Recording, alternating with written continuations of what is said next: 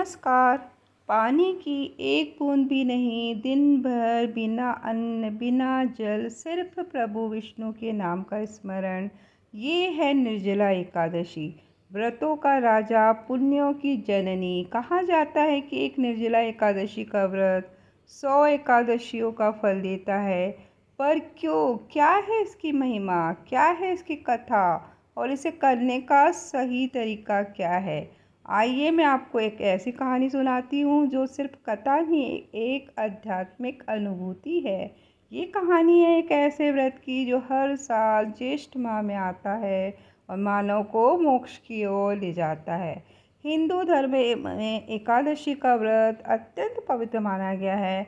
हर महीने में 2 एकादशी आती है, एक शुक्ल पक्ष की और एक कृष्ण पक्ष की। लेकिन जब बात निर्जला एकादशी की आती है तो यह एक विशेष स्थान रखती है। इसे भीमसेनी एकादशी भी कहा जाता है क्योंकि इसके पीछे छुपी है पांडवों की एक बहुत ही प्रेरणादायक कथा। पांडवों में सबसे शक्तिशाली थे भीम, परंतु एक कमजोरी थी उनकी, भोजन। जब युधिष्ठिर, अर्जुन, नकुल और सहदेव हर एकादशी को व्रत करते, तब भीम कहते, मैं यह व्रत नहीं कर सकता। मेरे पेट में अग्नि धधकती रहती है, भोजन न मिले तो बेचैन हो जाता हूँ।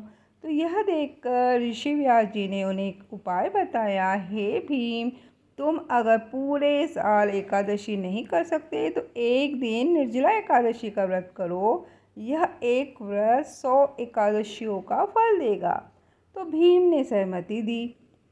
लेकिन जब निर्जला एकादशी का दिन आया तो भूख, प्यास और गर्मी से उनका शरीर कांपने लगा।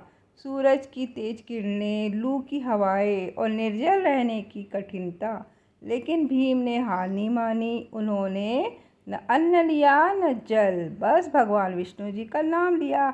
रात तक वे अचेत से हो गए, पर जब उन्होंने आंखें खोली तो भगवान विष्णु जी ने उन्हें दर्शन दिए और कहा, हे भीम, आज तुमने जो किया है वह अत्यंत पुण्यदायक है। तुम्हें 100 एकादशियों का फल मिलेगा और मोक्ष की प्राप्ति होगी।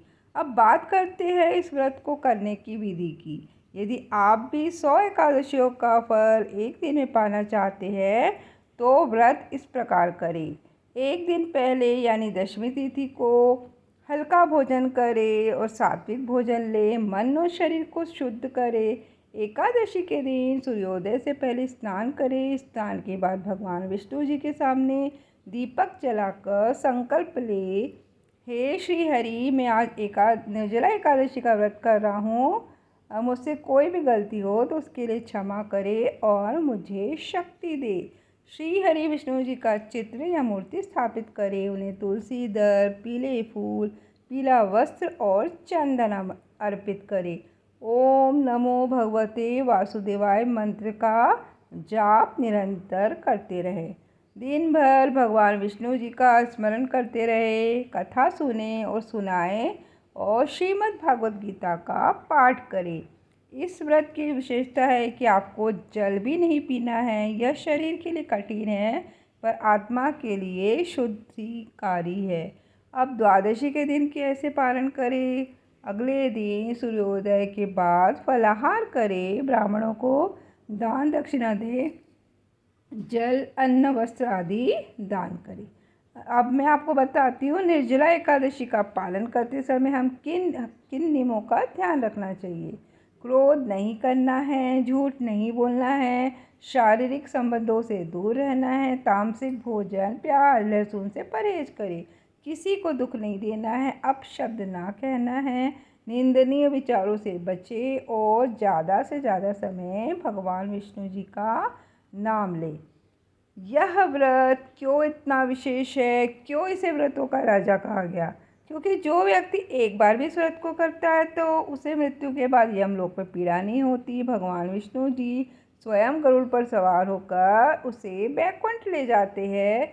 जीवन भर की अशुद्धियाँ यह एक दिन का व्रत मिटा देता है। एक और लोक कथा है निर्धन ब्राह्मण और निर्जला एकादशी। बहुत समय पहले की बात है, काशी नगरी में एक निर्धन ब्राह्मण रहता था। उसका नाम था विष्णुदास। वह सच्चा भक्त था, पर इतना गरीब कि कई बार भूखा ही सो जाता। एक दिन उसे एक संत मिले। उन्होंने कहा, निर्जला एकादशी आ रही है, यदि तुम यह व्रत कर लो तो तुम्हारा भाग्य बदल जाएगा। तो विष्णुदास ने व्रत का संकल्प लिया, परंतु गर्मी इतनी थी कि दिन चढ़ते ही उसके ओठ सूखने लगे। भूख और प्यास से उसका शरीर कांपने लगा। फिर भी वह टस से मस नहीं हुआ। प्रभु का नाम लेते हुए वह मंदिर में बैठा रहा। रात होती ही वह बेहोश होकर गिर गया। तभी मंदिर के एक पुजारी को स्वप्न आया। भगवान विष्णु जी ने कहा था, उसे जाकर जल पिलाओ, वह मेरा सच्चा भक्त है। कल प्रातः मैं स्वयं उसे दर्शन दूंगा। तो सुबह पुजारी ने उसे जल पिलाया, होश आया उसे, और फिर क्या, विष्णुदास को वैकुंठ धाम का आशीर्वाद मिला। उसके घर में अन्न, धन, वस्त्र और समृद्धि का आगमन हुआ। तुलसी माता और निर्जला एकादशी का क्या आपस में महत्व है? इस दिन तुलसी दल का बहुत ज़्यादा विशेष महत्व है। विष्णु जी को तुलसी अर्पित करने मात्र से ही ये व्रत पूर्ण माना जाता है। कहा जाता है, जहाँ पर तुलसी का वास होता है वहाँ मृत्यु भी भयभीत होती है। अब मैं आपको बता रही हूँ कि वैज्ञानिक और आध्यात्मिक कारण और यह व्रत क्यों कठिन है। देखिए, ज्येष्ठ माह में सूर्य अपनी प्रचंडता पर होता है। ऐसे में निर्जल रहना स्वास्थ्य के लिए भी चुनौती है, लेकिन यह शरीर को तपाता है और आत्मा को निर्मल करता है। यह व्रत संयम सिखाता है कि अगर एक दिन हम अपनी इच्छाओं पर नियंत्रण कर ले तो जीवन कितना सहज हो सकता है। निर्जला एकादशी आज के युग के हिसाब से, आज जब लोग सुबह उठते ही मोबाइल देखने लगते हैं, भगवान को याद करना भूल गए हैं, तब इस एक दिन का व्रत उन्हें उनके वास्तविक उद्देश्य की याद दिलाता है। यह व्रत सिर्फ भूखा रहना नहीं है, बल्कि आत्मा को ईश्वर से जोड़ने की साधना है। एक दिन, सिर्फ एक दिन अगर आप निर्जला रहकर भगवान विष्णु जी का स्मरण कर ले तो 100 जन्मों की तपस्या का फल पा सकते हैं। यह व्रत एक तप है, त्याग है, श्रद्धा है और ईश्वर के प्रति समर्पण का उत्सव है। तो इस निर्जला एकादशी पर आइए हम भी करें यह व्रत, अपने जीवन को पवित्र करने हेतु और अपने कर्मों को शुद्ध करने हेतु और भगवान विष्णु जी की कृपा पाने हेतु। हरे राम हरे कृष्ण, जय श्री हरि, जय निर्जला एकादशी। धन्यवाद।